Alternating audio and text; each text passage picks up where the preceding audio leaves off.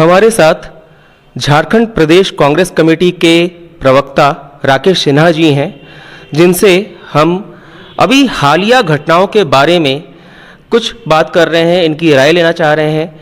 जिसमें सबसे पहला प्रश्न मैं राकेश जी आपसे पूछना चाहूँगा कि अभी हाल में जो कृषि कानून वापस हुए, कांग्रेस का ये दावा है, कहना है कि किसानों के आंदोलन से और कांग्रेस के जन जागरण अभियान के कारण भाजपा की सरकार घबरा गई और इसलिए उसने किसान संबंधी जो कानून बनाए थे उसे वापस लिए हैं।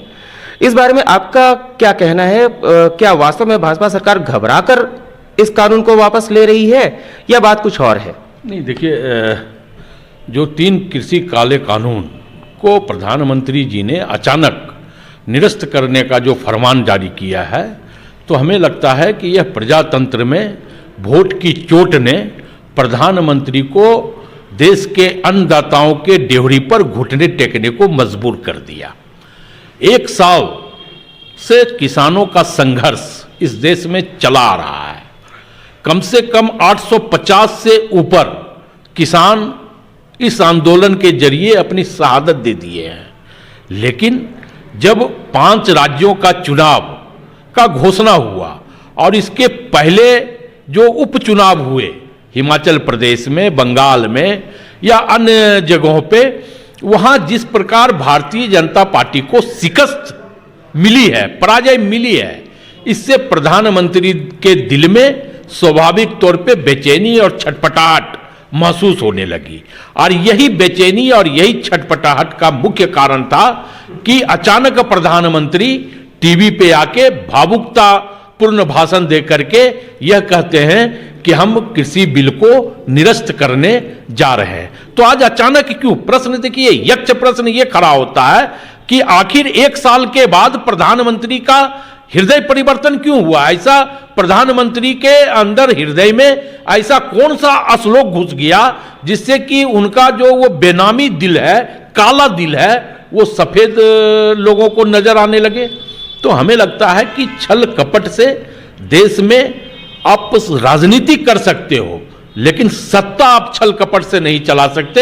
हिंदुस्तान की जनता, हिंदुस्तान के अन्नदाता, हिंदुस्तान के मजदूर, हिंदुस्तान के युवा काफी भावुक हैं और काफी समझदार हैं। अच्छा, मेरा अगला प्रश्न ये है, जैसे भारतीय जनता पार्टी लगातार ये कहती आ रही है कि उनकी सरकार विकास के एजेंडे पर काम करती है और विकास को ध्यान में रखते हुए हर कानून बनाती है, कई तरह के विकास कार्यों की बात करती है। और अक्सर भाजपा का बड़ा आरोप ये रहता है पूर्ववर्ती सरकारों पर कि 70 सालों तक तो उनकी सरकार रही, उन्होंने कोई विकास कार्य नहीं किया। जो विकास हो रहा है अब इनके राज में हो रहा है और कांग्रेस इस पर हमला करती रही है। तो इस पर आपके क्या विचार है? देखिए, मुझे तो ये लगता है, मैं धन्यवाद देना चाहता हूं कि प्रधानमंत्री ने अभी तक ये नहीं बोला कि हमने 2014 के बाद हिमालय पर्वत खड़ा किया, इसके पहले हिमालय पर्वत नहीं था। देखिए, स्वाभाविक तौर पे जब एक चाय वाले को आप राजगद्दी दे दोगे तो ये कुपरों की जमात है, भारतीय जनता पार्टी कुपरों की जमात है और इनके शागिर्द अनपढ़ हैं। तो स्वाभाविक तौर पे इन्हें जो 70 सालों का विकास है ये इस देश में नहीं दिखेगा, क्योंकि 70 सालों का सबसे बड़ा विकास यह है कि एक चाय वाला, एक झूठ बोलने वाला भी भारत जैसे देश का प्रधानमंत्री बन सकता है। ये कांग्रेस पार्टी की देन है, ये कांग्रेस पार्टी ने जो लोकतंत्र की नींव रखी इस देश में उसकी देन है। दूसरी, आज आप बताओ कि इस देश में IIT किसने दिया? इस देश में रुड़की किसने दिया? इस देश में एम्स किसने दिया? इस देश में अच्छी शिक्षा की व्यवस्था किसने की? आज इस देश में जिस मानस सरोवर तट पे आप मूर्ति लगा रहे हो, वो सरोवर तट, वो बांध किसकी देन है? तो स्वाभाविक तौर पे ये लोग नामों पर सिर्फ राजनीति करना जानते हैं। विकास तो ये 2014 के बाद इस देश में हुआ ही नहीं। इस देश 2014 के बाद से विनाश की कगार पे पहुंचने की स्थिति में है। समाज में भाईचारा जो 2014 के पहले था, उस समाज के भाईचारा को माननीय प्रधानमंत्री नरेंद्र दास मोदी जी ने खत्म करने का प्रयास किया। आप देखो कि 2014 के बाद से कैसी विडंबना आई इस देश में कि कौन सा संप्रदाय, कौन सा जाति क्या खाएगा, इस पर भी भारतीय जनता पार्टी की टिप्पणी आती है। और मैं एक बात और कहना चाहता हूं कि जिस चैनल में बैठ करके मैं लाइव दे रहा हूं आपके साथ, ये भी हम लोगों के नेता आदरणीय स्वर्गीय राजीव गांधी की परिकल्पना थी। संचार क्रांति उनकी देन थी, जो आज प्रधानमंत्री जी रात को 8 बजे टीवी पे बड़े बड़े दाढ़ी करके आ जाते हैं और कहते हैं नोट बंद। तो ये उनका परिकल्पना नहीं था, ये परिकल्पना कोनो श्यामा प्रसाद मुखर्जी और पंडित दीनदयाल उपाध्याय का नहीं था, ये परिकल्पना वीर सावरकर का नहीं था। ये लोग माफी मांगने वाले लोग हैं, ये लोग घुटने टेक करके अपने आप को वीर कहलाना जानते हैं। हम सरहद पे लड़के सीने पे गोली खाके भी वीर कहलाना उचित नहीं समझते। और जैसे कांग्रेस का ये भी कहना है कि मौजूदा सरकार कई सारी चीज़ों का विनिवेश कर रही है, आरोप लगाए जा रहे हैं कि सरकारी संपत्तियों को बेचा जा रहा है, तो इसमें कहाँ तक सच्चाई है? देखिए, मैं आपके माध्यम से, आपके चैनल के माध्यम से राज्य और देश की जनता को यह बताना चाहता हूँ कि जो सरकारी संपत्तियां बेची जा रही है उसके पीछे का कारण क्या है। उसके पीछे का कारण यह है कि चुनावों में जो चंद पूंजीपति लोग हैं, नरेंद्र मोदी जी ने उनसे अपना झोला फैला करके भर भर के नोट लिया है।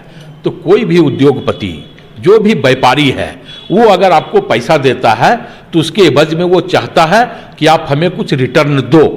यह उसी का परिणाम है कि अगर आप अंबानी से 5 करोड़ रुपया ले रहे हो तो देश के अन्नदाता को उस 50 करोड़ रुपया जो आपने लिया है अंबानी से, यह उसी का परिणाम रहा कि देश के अन्नदाता 12 महीनों से देश की सड़कों पे आंदोलनरत थे और 800 से 50 किसानों ने, अन्नदाताओं ने शहादत दे दी।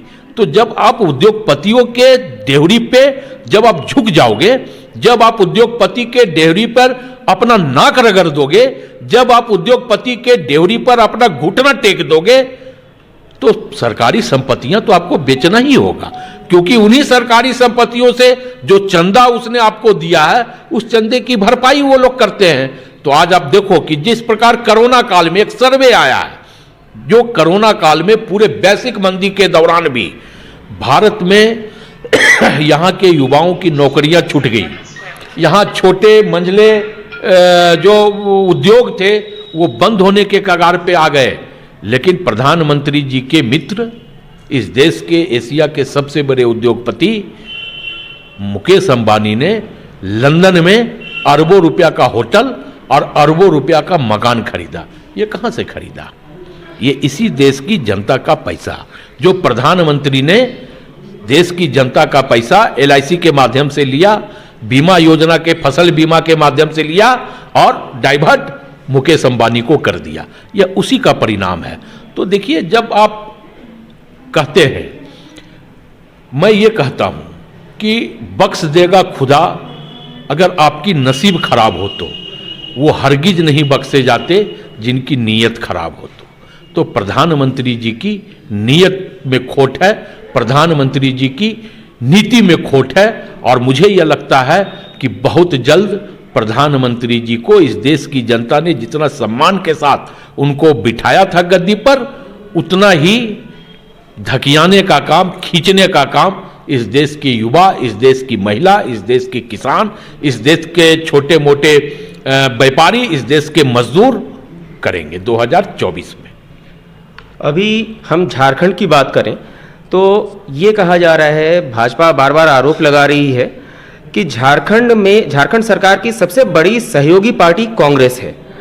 कांग्रेस के रहने के बाद भी झारखंड लगातार पिछड़ रहा है, झारखंड में विकास का कार्य नहीं हो रहा है। अभी पिछले 2 सालों से झारखंड सरकार चल रही है हेमंत सरकार के नेतृत्व में, लेकिन हर मामले में ये असफल साबित हो रही है। देखिए, मुझे यह लगता है कि भारतीय जनता पार्टी जब इस राज्य में सत्ता से उतरी तो स्वाभाविक तौर पे वो बेरोजगारी का दंश झेल रही है। आज जो बेरोजगार होता है वो पकौड़ा का दुकान, जैसा प्रधानमंत्री जी ने कहा है कि वो पकौड़ा का दुकान भी लगाता है। तो अब ये लोग पकौड़ा का दुकान लगा रहे हैं इस राज्य में। जिस प्रकार भारतीय जनता पार्टी के नेतृत्वकर्ता देश के प्रधानमंत्री अपने ट्रंप चाचा का स्वागत के लिए इस देश को, इस देश के युवाओं को, इस देश के नौजवानों को कोरोना जैसे महामारी से ग्रसित करवा दिया। यह उसी का परिणाम है कि आज 1.5 साल 2 साल हमारी सरकार बनने जा रही है, होने जा रही है। 1.5 साल केंद्र सरकार की गलत नीतियों के कारण पूरा संपूर्ण देश और यह राज्य भी लॉकडाउन का दंश झेला है। और आज 6 महीने का अंतराल है। इस 6 माह के अंतराल में जब कोरोना काल धीरे धीरे खत्म हो रहा है तो हमारी सरकार बिल्कुल प्लेटफॉर्म पे आ रही है। हम जमीनी स्तर पे, युद्ध स्तर पे काम शुरू कर दिए हैं। लेकिन परिस्थितियां क्या थी? परिस्थितियां देखिए ये है कि इस राज्य में जो हमारा हक और अधिकार का पैसा है, जो इस राज्य के झारखंडियों के हक और अधिकार का पैसा है, वो पैसा माइंस का पैसा है, वो पैसा जीएसटी का पैसा है, लेकिन केंद्र सरकार वो पैसा हमें अलॉट नहीं कर रही है, वो हमें दे नहीं रही है। जबकि पड़ोसी राज्य बिहार में उनकी सरकार है तो वो पैसा, जीएसटी का पैसा उनको मिल गया। लेकिन क्योंकि इस राज्य की जनता ने भारतीय जनता पार्टी को हराने का काम किया और जो पूर्ववर्त भारतीय जनता पार्टी के मुखिया थे रघुवर दास जी, उनको भी हराने का काम किया, तो इससे भाजपा में भी बेदमी है, ये छटपटाहट है। ये लोग सोचते हैं कि मैं क्यों पैसा दूं, अगर पैसा मिलेगा तो राज्य सरकार विकास करेगा। क्योंकि हमारी प्रतिबद्धता तो चंद पूंजीपतियों के साथ नहीं है, हमारी प्रतिबद्धता राज्य के तमाम ऐसे लोगों के साथ है जो गरीबी रेखा से नीचे हैं, जिन्हें राज्य के अंतिम व्यक्ति तक हम विकास का किरण पहुंचाने के लिए प्रतिबद्ध हैं।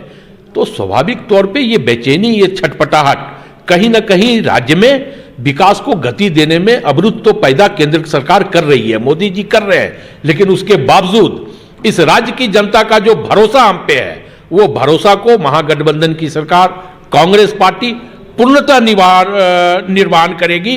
क्योंकि सत्ता हमारे लिए सुख सुविधा भोगने का रास्ता नहीं है, सत्ता हमारे लिए एक माध्यम है राज्य के अंतिम व्यक्ति तक विकास की किरण पहुंचाने का, और वो विकास की किरण हम कांग्रेस पार्टी पहुंचाएगी। तो जैसा कि राकेश सिन्हा जी ने कहा कि झारखंड सरकार से हटने के बाद, हारने के बाद भारतीय जनता पार्टी के नेता इस समय बेरोजगारी का दंश झेल रहे हैं और उनके पास पकौड़े तलने का ही रोजगार बचा रह गया है और वे अनाप शनाप बयान दे रहे हैं। जनता के विकास, राज्य के विकास से उनका कुछ लेना देना नहीं है, ऐसा कहना है राकेश सिन्हा जी का। विशेष खबर ब्यूरो के लिए रांची से डॉक्टर विवेक पाठक।